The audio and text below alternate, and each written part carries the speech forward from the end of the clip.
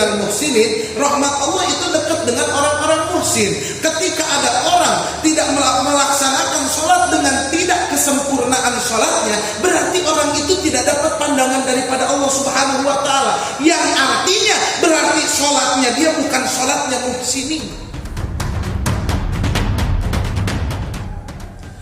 Lanjut kepada at-tarhib min adami itimamir ruku'i was sujud.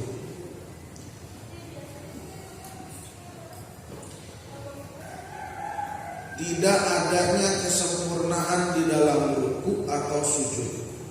Biasanya yang menjadi penyebabnya itu ada beberapa perkara. Wabil khusus perkara terbesar yang bisa menghilangkan kesempurnaan ruku dan sujud adalah keteledoran, tidak tahu ilmunya. Satu, keteledoran. Yang kedua, satu, tidak tahu ilmunya. Yang kedua, keteledoran. Yang ketiga, buru-buru. Ini akibat besar ya. Tiga akibat penyebab, tiga akibat besar, tiga penyebab besar, tiga penyebab yang paling besar yang bisa menghilangkan kesempurnaan ruku dan sujud. Satu, tidak tahu ilmu. Makanya harus tahu ilmu. Ya, ilmu sholat, ilmu sholat. Ini penting diajarkan. Nah, kita ini kebanyakan kurang mengajarkan seseorang itu dalam ilmu sholatnya. Bisa nanti dicek lagi ya. Kalau ada muridnya, dicek dulu sholatnya satu persatu. Bagaimana rukunya, bagaimana sujudnya, bagaimana bacaannya. Ya, banyak sekarang yang baca itu benar-benar kayak dalam hati, dan mulut itu cuma bergerak saja, tidak keluar angin sama sekali. Ini bacaan akan dibaca, minimal terdengar oleh kuping sendiri ya, bukan terdengar oleh hati sendiri. Kalau terdengar oleh hati sendiri nggak usah. Terdengar oleh kuping sendiri. Nah, banyak, coba diperhatikan lagi para muridnya. Karena apa? Awwalu ma yuhasabu bihi, pertama kali yang bisa, bahkan yang menjadi patokan benar, salah, baik, buruknya kita itu sholat kita. Jadi man arafa nafsahu faqad arafa rabbahu itu bisa dimaknakan juga man arafa sholata. Man arafa, bahkan kalau di awal-awalnya man arafa wudu'a, man arafa, jelasin kalau di dalam sholatnya itu. Kalau ketika bahas bab sholat, man arafa wudu'ahu, man arafa niyatahu, man arafa sholatahu, panjang lebar kesana. Man arafa ruku'ahu, man arafa sujudahu, man arafa, terus sampai akhirnya man arafa nafsa faqad arafa. Nah, ini perlu diperhatikan. Jadi kekurangan ilmu di dalam hal tersebut. Ya, makanya alhamdulillah selain ada kajian al-khidmat, diberitahukan juga ada pengajian al-mukasyafah, yang mana di situ banyak dibahas tentang ilmu fikih yang memperbaiki gerak-gerik ibadah kita, gerak-gerik amal kita. Supaya apa? Supaya amal kita ini benar-benar diterima oleh Allah Subhanahu wa ta'ala ya. Wa kullu man bighairi ilmin ya'malu a'maluhu mardudatun la tuqbalu. Setiap amal yang dikerjakan tanpa ilmu itu a'maluhu, amalnya mardudah, tertolak, la tuqbalu, tidak akan terima. Udah ditolak enggak diterima. Ya. Kalau enggak diterima dong, mending ditolak lagi. Ada satu hal yang seperti berbeda ya, sama tapi berbeda. Nggak diterima dan ditolak sama. Bogoh tetap kami. Kamu cinta gak sama aku? Diam aja, nggak diterima. Kamu cinta gak sama aku? Lu jelek dan gua nggak bakal cinta sama lu. Dulu itu kayak gitu. Mardudatun latu. Kenapa? Nggak tahu ilmunya, tata cara relaksasi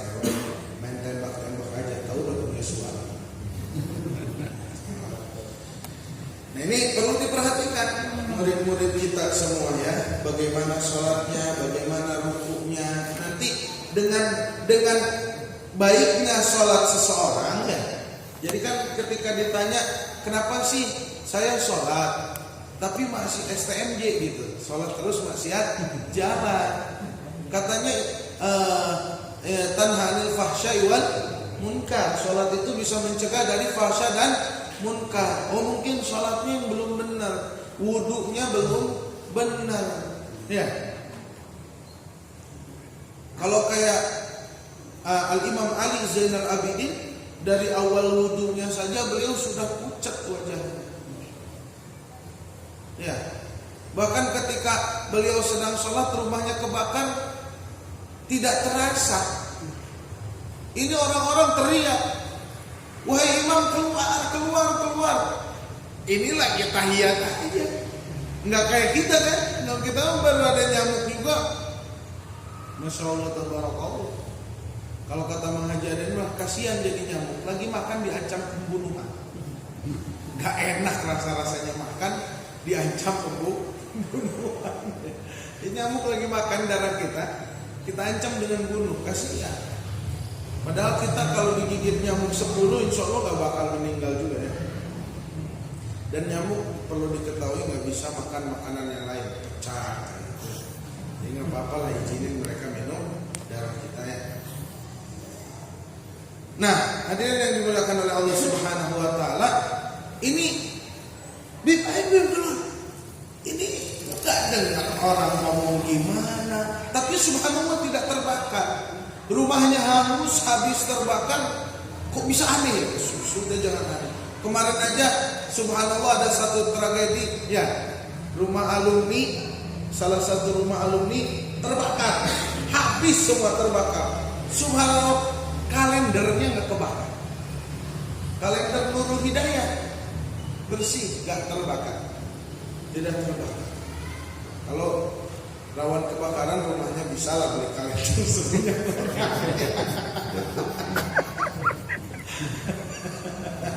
Udah kalender dari kertas ya, lebih mudah terbakar. Nah, ini sudahlah keanehan-keanehan yang sulit dipahami. Nah ini kenapa? Apakah antum tidak merasakan panas wahai Habib? Apakah antum tidak merasakan panas wahai Imam? Apa jawaban Imam Ali Zainal Abidin? Bagaimana aku akan merasakan panas dengan api dunia sedangkan aku sedang sibuk merasakan sedang sibuk memikirkan panasnya api neraka. Iya. Lagi sibuk merasakan panasnya api neraka. Bagaimana mau sibuk mikirin panas api dunia? Itu sampai seperti itu Al-Imam Ali Zainal Abidin. Beliau kalau wudu pucat, wajahnya langsung pucat, menggigil.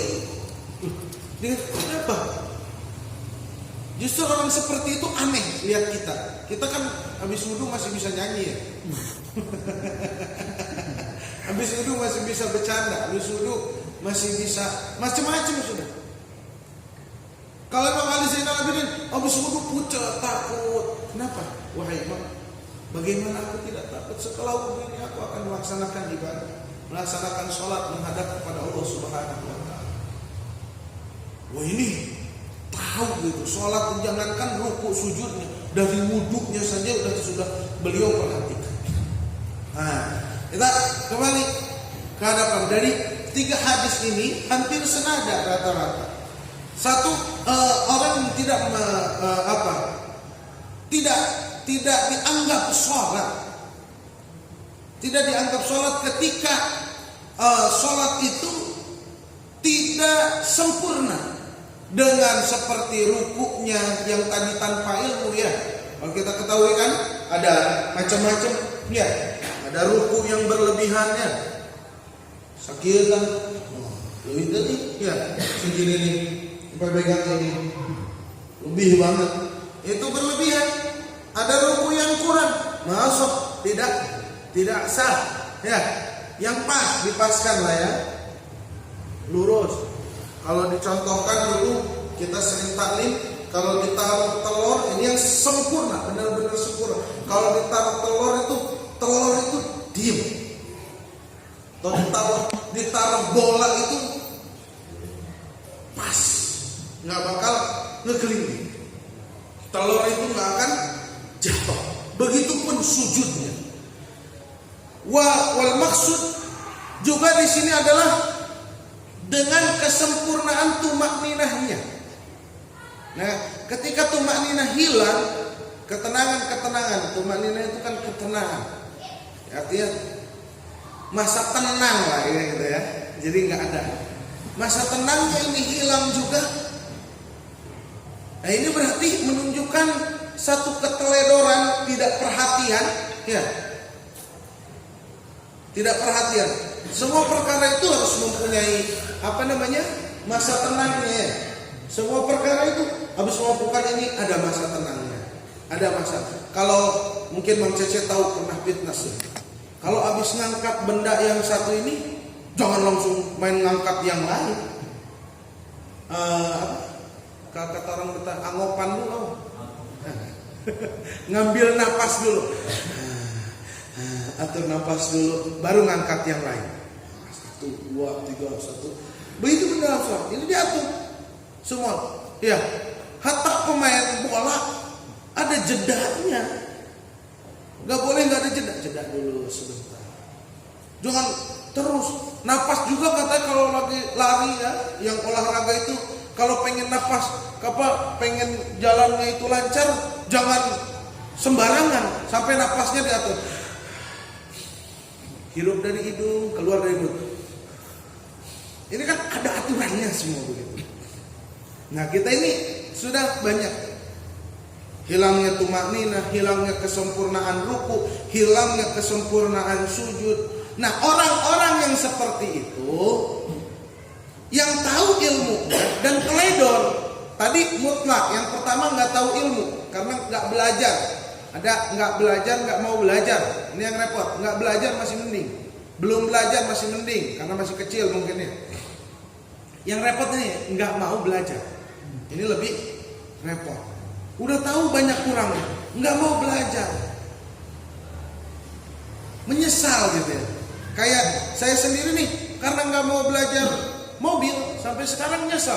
Saudara semua udah pada bisa mobil, saya sendiri ya bisa lah, kayak nabrak. Ya, begitu. Karena nggak ada belajar. Menyesalnya nanti ya, ketika orang lain, ketika sampai di surga sudah mendapat gaji dari sholatnya, saya mana? Sholatnya juga kayak gitu, pengen minta gaji sholat. Nauzubillah min. Makanya itu. Nah, orang-orang yang seperti itu teledor sehingga meninggalkan apa-apa yang diatur oleh agama, diatur oleh Allah Rasulnya, diatur oleh agama di dalam sholat, meninggalkan secara sengaja, maka disebutnya maling sholat.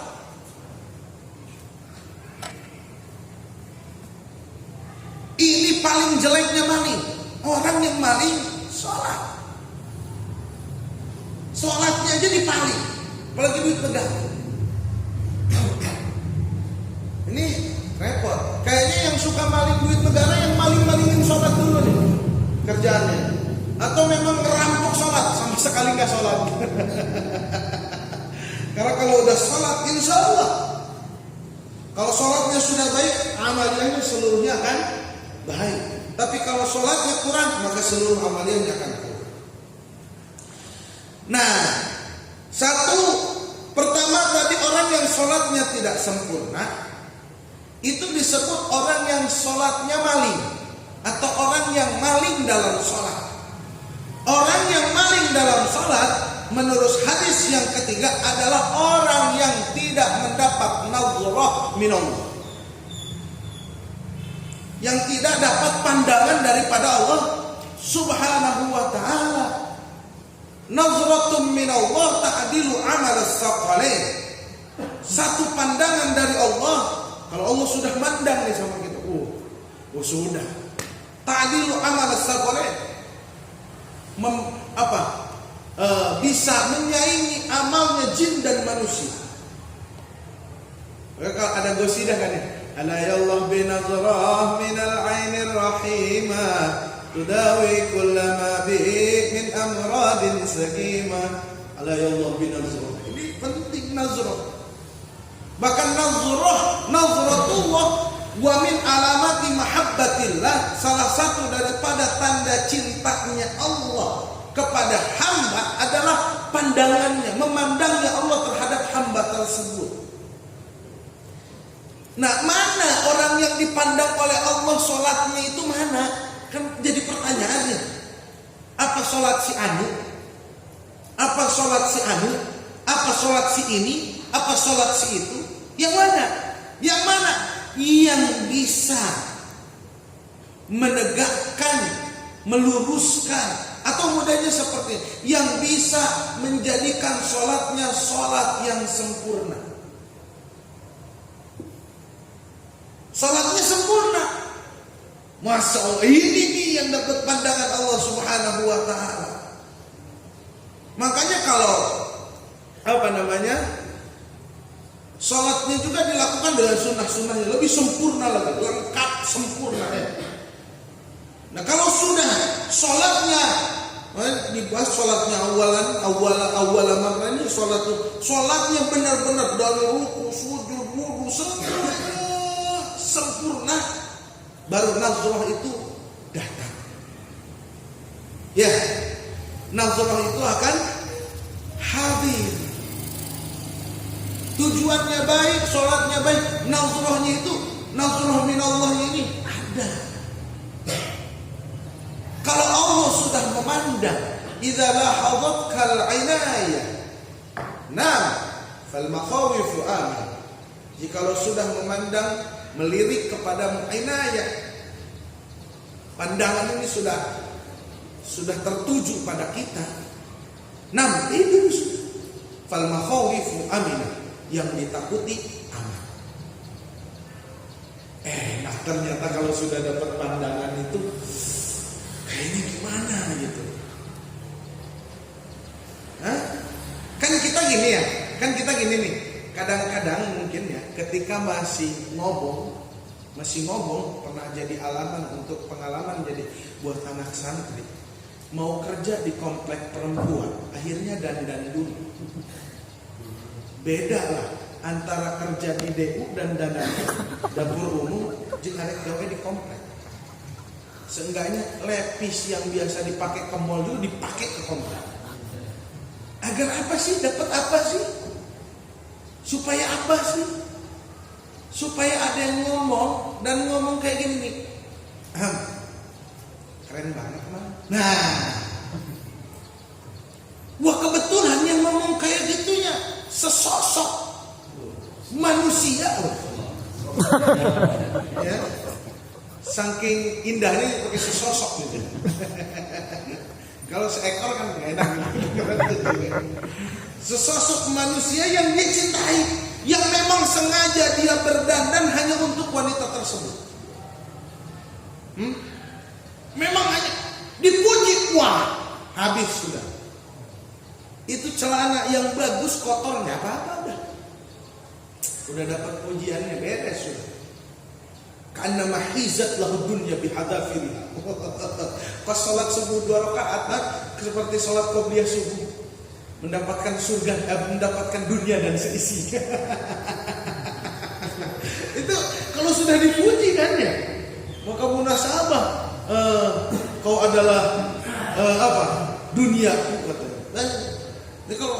Nah ini apalagi kalau sudah dapat nazrah.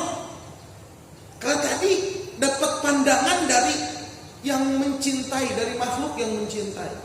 Ini kita dapat pandangan dari Al-Khaliq yang menciptakan, bahasa lebay itu yang menciptakan cinta. Atau kita lah mudahnya, kadang-kadang suka pengen dilihat sama guru gitu. Ada yang malu terlihat guru, ada yang pengen emang sengaja ada guru nih. Wah, harus. Terus kata guru, ini pesantren lo. Ini pesantren kamu. Iya, alhamdulillah Pak Kiai, alhamdulillah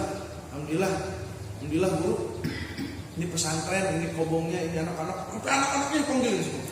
Ini tujuannya apa? Biar dilihat sama guru nih, murid-murid kita nih. Ini. Ya kalau misalnya beberapa tahun kemarin ya, atau beberapa bulan kemarin ada api, ini murid-murid saya doain jampe bi satu-satu bi, doain biar pada sholat. Kan bukan ria, ini dilihatin sama guru. Akhirnya guru senang lihatnya. Oh alhamdulillah, soleh semua ini mah nih. Ini mah nih baik semua nih.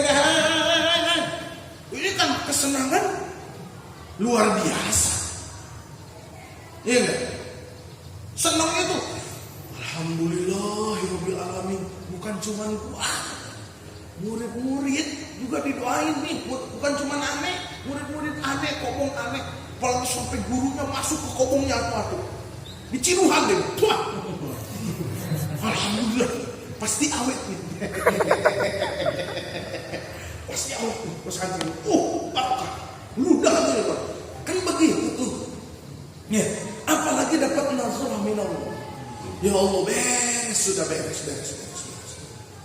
Nah, nazarah minallah la yanzurullah juga di sini diartikan bi ainir rahmah, dengan mata rahmah. Kalau kita ambil kepada ayat wa rahmatullahi qaribun minal muhsinin, rahmat Allah itu dekat dengan orang-orang muhsin. Ketika ada orang tidak melaksanakan sholat dengan tidak kesempurnaan sholatnya, berarti orang itu tidak dapat pandangan daripada Allah Subhanahu wa taala. Yang artinya berarti sholatnya dia bukan sholatnya muhsinin. Karena sholatnya tidak mengundang rahmat. Ya, sholat itu kan mengundang rahmat. Dan sholat itu menjadikan manusia menjadi orang yang muhsin. Ya, pengen jadi orang muhsin, sholatnya baik. Ketika Allah tidak memandang sholat kita, berarti kita bukan orang muhsin. Memang betul surga itu. Jadi kan itu, larinya ke sono. Mau gimana dapat surga? Orang ngundang rahmat Allahnya, jangankan ngundang rahmat Allah, ngundang pandangan rahmat Allahnya aja enggak. Nah, ini karena ketidaksempurnaan sholat. Ya, kalau Allah sudah memandang, jangankan urusan dunia kita, urusan dunia akhirat kita diselesaikan. Makanya kalau di jamaah tabligh ada perkataan apa? Kesempurnaan, kesuksesan dan kejayaan terletak pada amal ibadah yang sempurna. Benar itu. Ibadah yang sempurna akan mendapatkan nazratullah. Apa nazratullah? Ya kesuksesan dan kejayaan dan kesuksesan. Emang jaya itu duit saja? Emang jaya itu mobil saja? Emang jaya itu duniawi saja? Bukan. Ukhrawi. Kayak ada orang yang ada tiga macam hamba. Yang satu kalau diberi oleh Allah, ini dia akan sibuk dengan barang berlian. Ini hamba terlantar.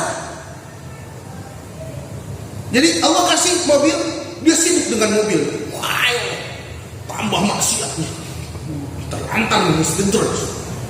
Ada lagi orang yang diberi oleh Allah, dia sibuk dengan pemberian.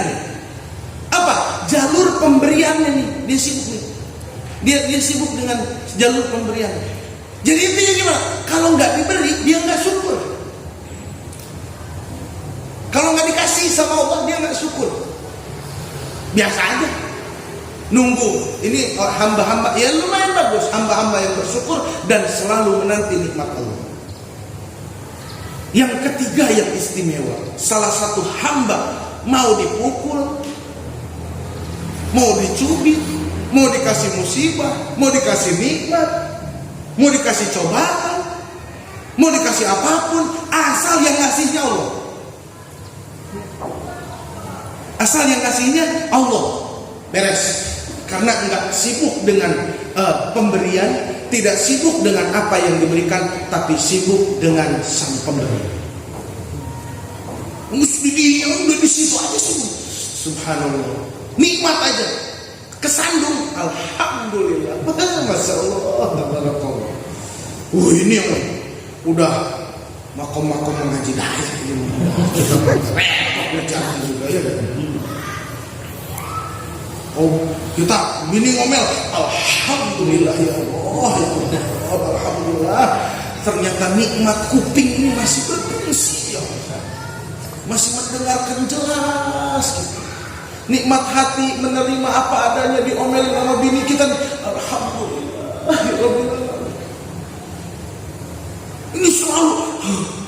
makom-makom sudah alhamdulillah saja ini. Iya repot. Ini yang repot. Nah hadirin yang dimuliakan oleh Allah Subhanahu wa taala, mudah-mudahan sholat kita oleh Allah dijadikan sholat yang sempurna, dihitung sholat yang sempurna, dihitung sholat yang makbulah, yang diterima oleh Allah Subhanahu wa taala, dianggap dan dijadikan sholat kita ini sholat yang mendapat nazrah daripada Allah Subhanahu wa taala, nazrah bi'ainir rahimah, nazrah dengan pandangan rahmatnya Allah Subhanahu wa taala. Mohon maaf dari saya, dan saya langsung pamit ya pada seluruhnya. Ada yang mau belajar kemajuan ini, Assalamualaikum warahmatullahi wabarakatuh.